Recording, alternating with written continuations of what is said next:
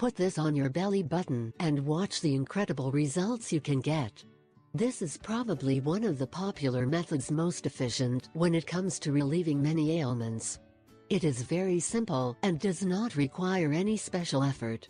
All you have to do is to put some cotton with 50% alcohol and 50% water and place it in your navel. This home treatment will help relieve pain and relax your body. This method is widely used in the treatment of muscle pain, cold or flu, and is a much better choice than conventional medications.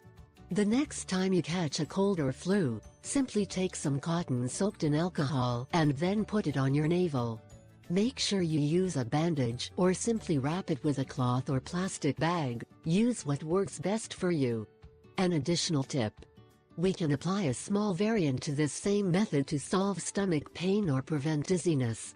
In these cases, perform the same process with cotton and alcohol, but before placing it, sprinkle a little salt on the cotton. It's very easy, right? Try this remedy and tell us how you went in the comments. It seems a lie that something so simple can work, but it does.